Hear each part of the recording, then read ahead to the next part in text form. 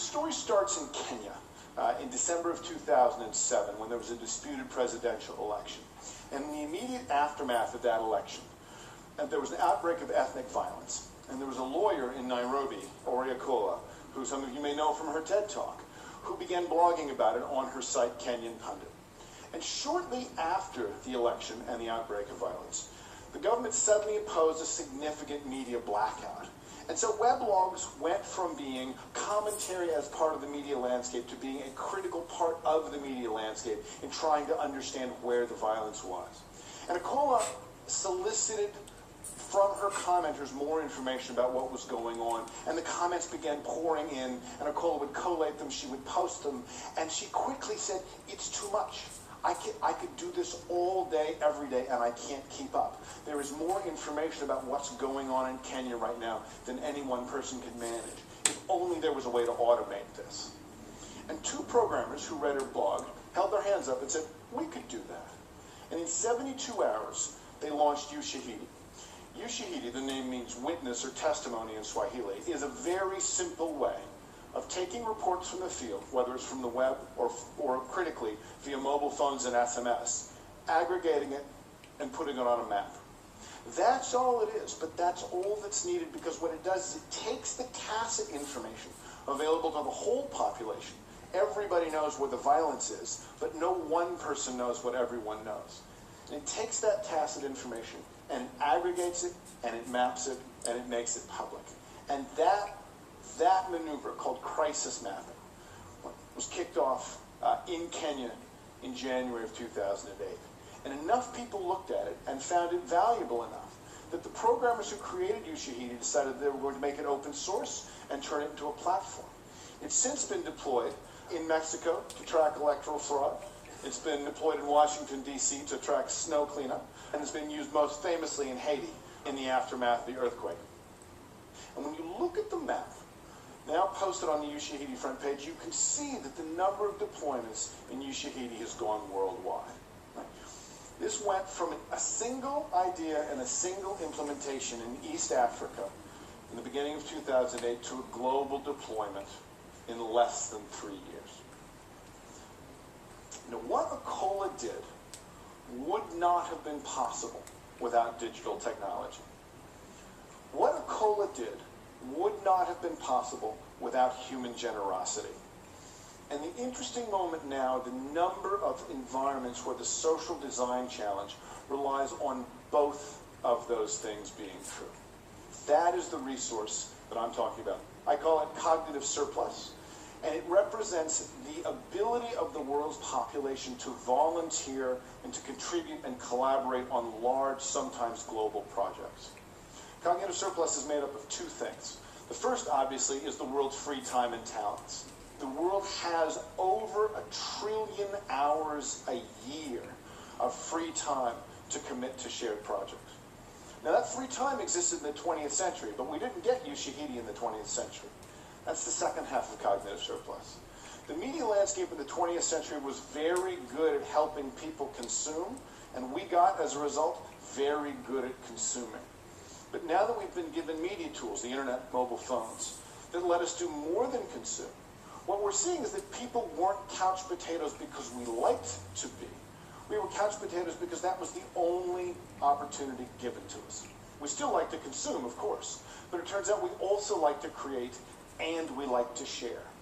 And it's those two things together, right? Ancient human motivation and the modern tools to allow that motivation to be joined up in large-scale efforts that are the new design resource. And using cognitive surplus, we're starting to see truly incredible experiments in scientific, literary, artistic, political efforts, designing. We're also getting, of course, a lot of lolcats. Right? Lolcats are cute pictures of cats made cuter with the addition of cute captions, and they are also part of the abundant media landscape we're getting now. This is one of the participatory models we see coming out along with Ushahidi. Right? Now let us stipulate, as the lawyers say, that lolcats are the stupidest possible creative act. Right? There's others there are other candidates, of course, but lolcats will do as a general case. Right? But here's the thing. the stupidest possible creative act is still a creative act.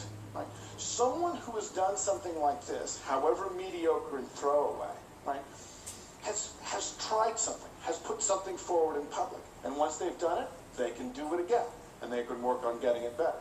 Right? There is a spectrum between mediocre work and good work. And as anybody who's worked as an artist or a creator knows, it's a spectrum you're constantly struggling to get on top of.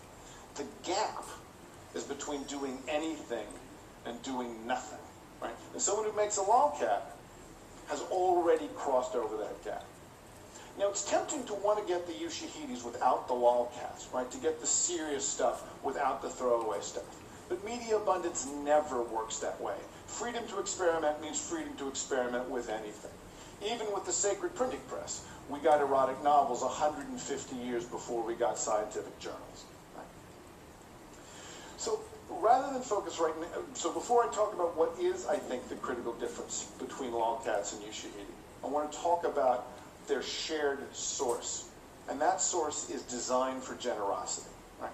It is one of the curiosities of our historical era that even as cognitive surplus is becoming a resource we can design around, social sciences are also starting to explain how important our intrinsic motivations are to us. How much we do things because we like to do them, rather than because our boss told them to do them, or because we're being paid to do them. This is a graph from a paper by Urinnese and Alfredo Rustaccini, who set out to test, at the beginning of this decade, what they call deterrence theory. And deterrence theory is a very simple theory of human behavior. If you want someone to do less of something, add a punishment, and they'll do less of it. Simple, straightforward, commonsensical, also largely untested. And so they went and studied 10 daycare centers in Haifa, Israel. And they studied those daycare centers at the time of highest tension, which is pickup time. At pickup time, the teachers who have been with your children all day would like you to be there at the appointed hour to take your children back. Meanwhile, the parents, perhaps a little busy at work, running late, running errands, want a little slack to pick the kids up late. So Nisi and Rustaccini said, how many instances of late pickups are there at these 10 daycare centers? And they saw, and this is what the graph is, these are the number of weeks and these are the number of late arrivals, that there were between 6 and 10 instances of late pickups on average in these 10 daycare centers. So they divided the daycare centers into two groups. And the white group there is the control group. They changed nothing. But the group of daycare centers represented by the black line, they said, we are changing this bargain as of right now. Right? If you pick your kid up more than 10 minutes late, we're going to add a 10 shekel fine to your bill. Boom. No ifs, ands, or buts. And the minute they did that, the behavior in those daycare centers changed. Late pickups went up every week for the next 4 weeks.